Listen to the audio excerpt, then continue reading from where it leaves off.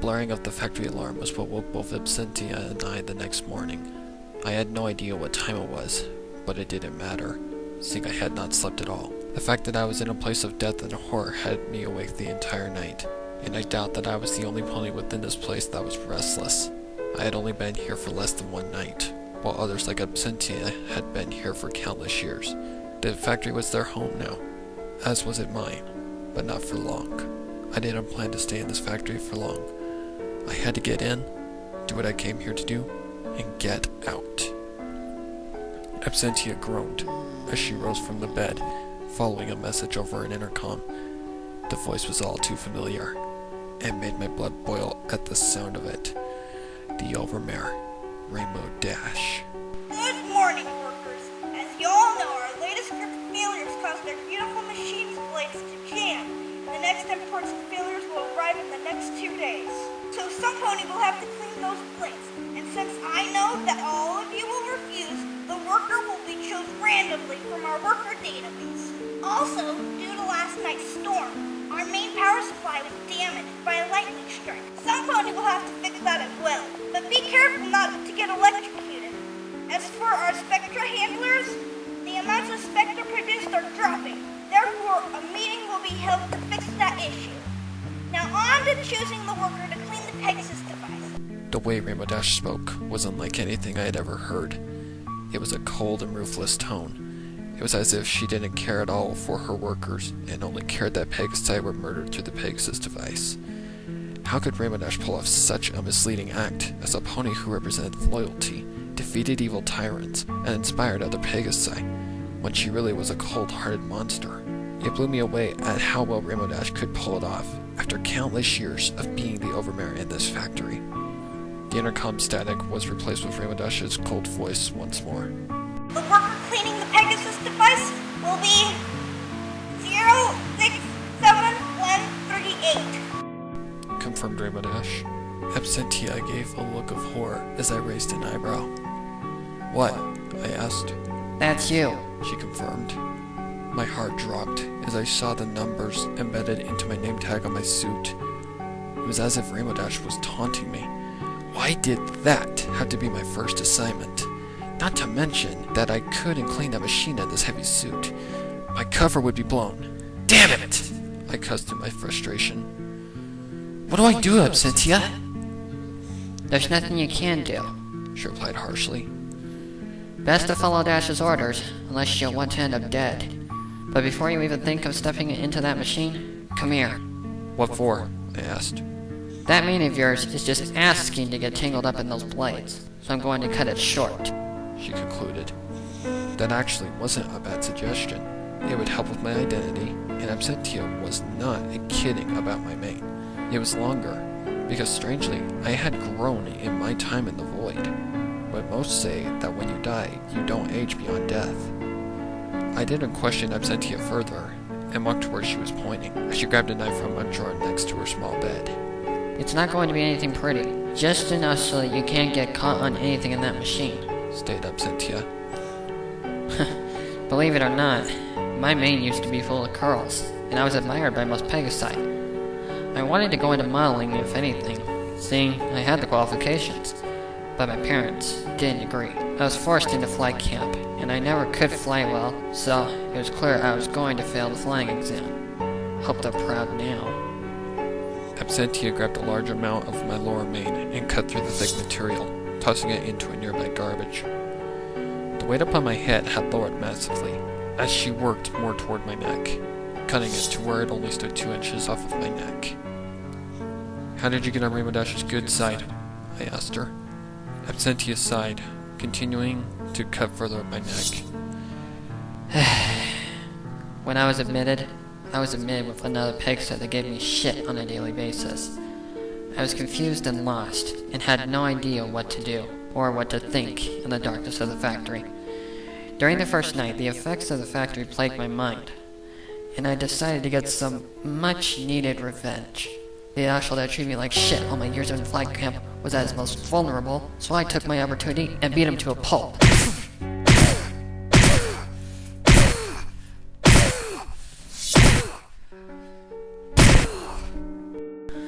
He begged for my forgiveness, but he didn't deserve it. Please, have mercy. So I killed the ungrateful bastard.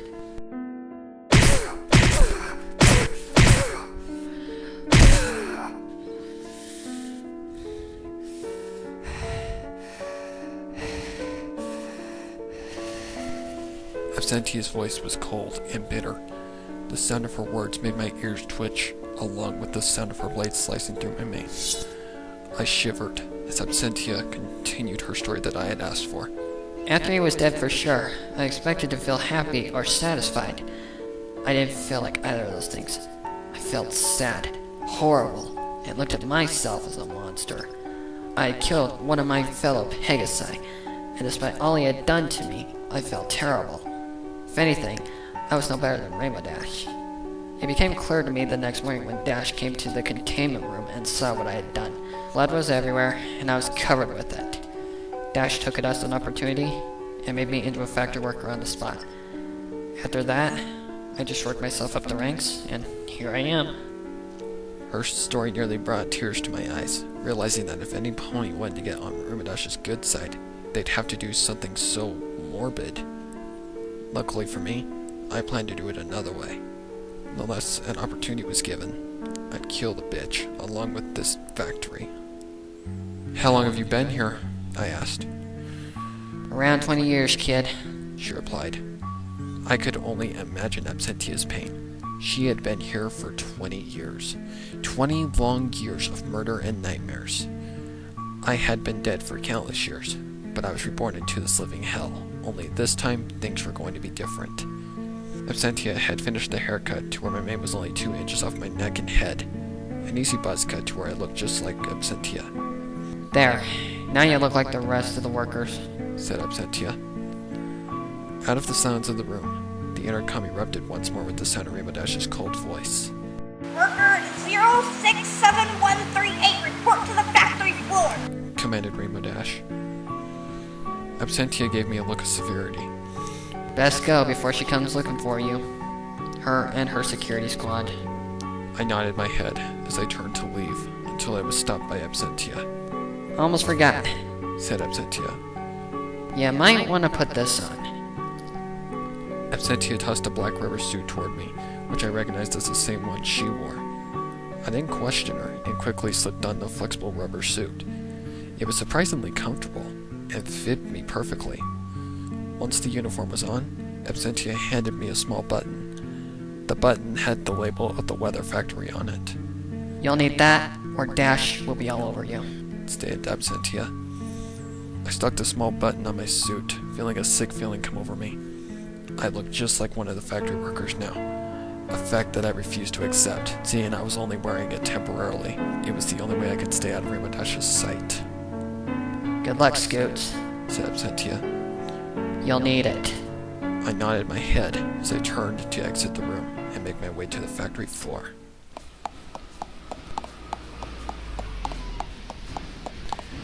Through the night, Absentia had given me some pointers on how to get to the factory floor without an elevator, due to being here for 20 years and gaining access to the places that most of the workers didn't know of. Rainbow Dash and Absentia must have been close to know all the secret passageways within the factory. There were secret halls, staircases, and even simple tricks to get past the scanners on the doors. Tricks I needed if I planned to survive here. As I walked across the skywalk, I passed other factory workers, each of them looking at me with looks of curiosity. All of them were orchestrators, due to their outfits being just like mine. Each of them had their own share of scars, and their manes were cut just like mine. So Absentia wasn't kidding when she said that I would look just like every other worker. Even though I looked like one of the workers, I was far from safe. I was scared to death, because one wrong move is all it would take for a trip to the Pegasus device. So I had to be on alert at all times. At the end of the skywalk, I was accompanied by a familiar face. There stood the blue Pegasus, with her rainbow mane and rosy pink eyes. There stood Rainbow Dash. She was protected by 2 other guard ponies holding 2 electric spears, meaning I couldn't attack. Not now. My anger rose on the inside as I stood less than 2 feet from her. I rose a hoof to my forehead as she examined me from head to hoof, giving me a look that spoke pure death. I expect better manners from now on, worker, stated Rainbow Dash, annoyed. I'll let this mishap slip for now. The little amounts of sense that I had left were the only thing keeping me from lunging forward as I swallowed my pride in response. Yes, ma'am, I spoke, swallowing the small bit of vomit that I had in my mouth. She didn't say anything, only moved her head closer to mine, looking at me closely. I noticed a nasty scar just visible on her forehead, which I figured was from the anonymous Pegasus that stated he had left a nasty impression on her head during his escape attempt. It had even left a dent in her skull, changing Rainbow Dash's appearance as the once bold Pegasus she used to be to a monster. Her sudden observation toward me made me feel uncomfortable, and only grew more uncomfortable as she raised her right hoof toward my head. I expected her to do something bad, but all she did was gently brush her hoof against my mane, watching small bits of loose hair fall to the floor. Heidi, She said to me. Work on it. I won't deal with shedding around my factory. Will do, ma'am, I replied, continuing to hold my breath. Good. Now let me show you to your station. She said, turning from me and placing her hoof against the hoof scanner of the elevator. I followed her as the elevator door slid open, and I, along with Rainbow Dash and her guards, entered the small space. The entire time I stood in the elevator, I had to hold back the urge to attack, but I knew what the outcome would be if I attacked. If I was going to get Rainbow Dash, I had to wait until she wasn't guarded. I had to play my cards right, and right now was not the time to play the ace. I just have to wait and stay out of trouble. If only it were that easy. The elevator came to a stop on the factory floor, where I could see the Pegasus device in full light of the fluorescent lights that hung from the rafters. The giant grinding machine was silent, but I was about to enter its blades. My heart skipped a beat as Rainbow Dash approached the bottom of the machine, where a small slot was open to the inside of the device, along with a long hose next to the opening. From just the sight of the machine and the hose, I could tell exactly what Rainbow Dash had in store for me. As she turned from me and yelled words that confirmed my theory. Water on! Commanded Rainbow Dash, as I noticed a worker on the far side of the room turn a water valve, immediately following a high pressure within the hose. Water thrusted out of the end of the hose, nearly causing me to lose my grip on the hose.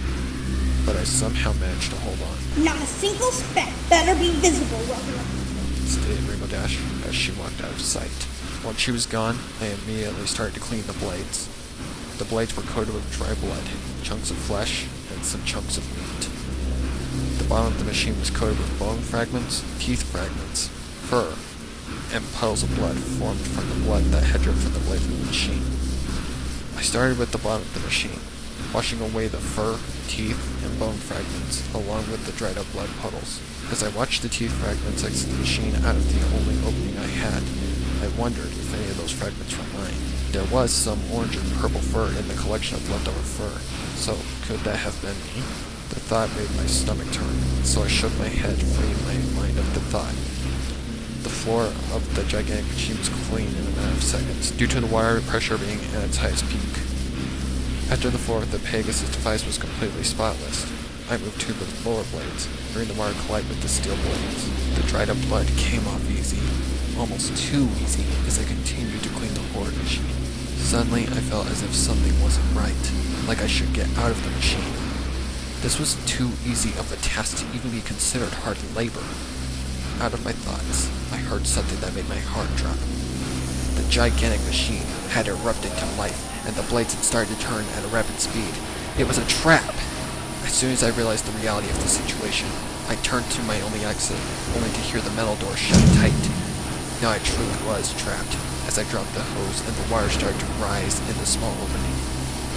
I had nowhere to go. If I dared to go up, I'd be shredded to death, and my only exit had been closed. I was going to drown. I had to do something fast. I scrambled to find any solution, but the only thing I could do was try to force the door open. The water level was rising quick, so with all my strength, I bucked both my back hooves against the door. As I expected, it didn't budge, immediately causing me to enter panic mode. Help! I yelled, hoping to hear me. No response came, as the water rose to my upper torso. Help! I yelled in court once again. There was no response. I I continued to buck my hooves against the door, the water making it hard to exert any sort of force against the door. The water level was at my neck now, and my heart was racing at a rapid pace. I didn't have any other options except death. I couldn't budge the door, and I couldn't go up. I was dead. I had failed again. The water had rose to just past my mouth as I took my final breath of life and dug my head underneath the water.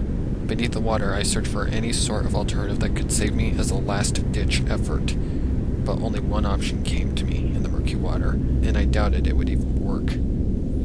The water pressure from the hose might be enough to force open the door, or was I just wishful thinking now? Seeing my options were not the best, I decided to try it, quickly grabbing the hose and aiming the nozzle at the door, praying for something to happen. As expected, the door didn't budge, and I knew I was dead. I dropped the hose as my lungs began to collapse from the lack of oxygen. In my final moments, I spoke in my mind. "Congratulations, Rainbow Dash. You win again." With that final statement, my lungs collapsed. Water engulfed my lungs, and my sight fell to a deep darkness. The Pegasus device had killed me once again. Come on, kid! Spoke a distant voice as my eyes opened slowly. The voice was familiar, a voice I had heard before. I could feel a force against my chest as well, like two rough hooves pressurizing against my upper chest. Come on, wake up! Spoke the voice again. The voice became more clear, as I felt a large amount of water escape my lungs and extract from my mouth onto the cold floor.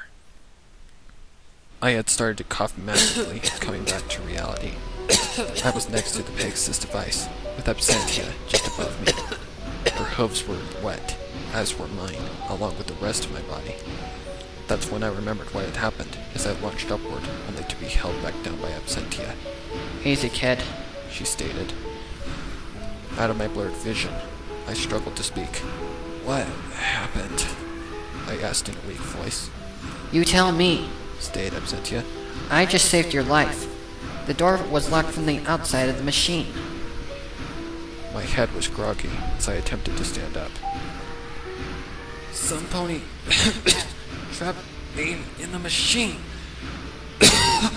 It was no accident, but an attempt to kill me," I snapped, continuing to cough.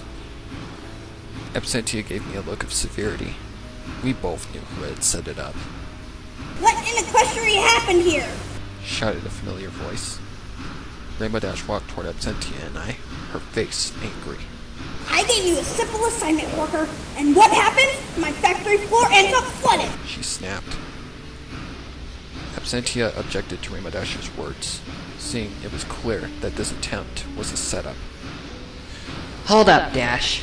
Stated Absentia. Some pony locked her in from the outside in an attempt to drown her. I had to save her and even perform CPR for 10 minutes before she came back to life. Rainbow Dash expressed an angry look, but surprisingly, calmed down. Is this true, worker? Rainbow Dash asked me. As a direction, Absentia winked an eye, so I responded. "Yes, ma'am. I was locked inside the machine," I responded. Rainbow Dash sighed, grabbing her radio from her belt. Security, I want you to check the footage of camera A and B. She spoke. Apparently, we've got a rat to catch. A voice came back over the radio. Will do, Overmare. Checking now. Spoke the security guard. Rainbow Dash looked strictly at Absentia. You better not be lying, or I'll have both of you disposed. Threatened Rainbow Dash, her radio erupting with response from the security guard. Both Absentia and I gulped, listening to the results. Within the past 13 minutes, there was some suspicious activity around the Pegasus device. A worker from the Spectre department closed the door on the Pegasus device. Confirmed the security pony. Any indication? Asked Rainbow Dash. Negative. Confirmed the security pony. The worker was wearing a full-body suit, so no indication can be made, ma'am. No worries. We'll find another way. Return to your duties. 10-4. Said the security pony, ending the transmission. Rainbow Dash approached me, putting her hoof on my shoulder. Usually I wouldn't bother, but disorderly conduct will not be tolerated in my factory. Spoke Rainbow Dash. I want a worker on full guard while this worker finishes up her task. That explain no pony will get hurt. Clear? Yes, ma'am. If I could, though, I'd like Absentia to be my guard. I might have been pushing the boundaries a little, but Absentia was the only worker I slightly trusted in this factory. Fine. Absentia, I'd like you to keep an eye on any Spectre Department workers that go by here. We still have a rat to catch. Agreed, Rainbow Dash. Very well. Agreed, Absentia. They're dead. Said Rainbow Dash, walking off. I returned to cleaning the Pegasus device, now knowing I wasn't safe at all. Some pony was out to kill me. If it was Rainbow Dash or not, I had no idea, but I'd find out one way or another. However, it was going to be harder, because now I was one of Rainbow Dash's interests, not what I wanted. That was the last thing I wanted in my situation.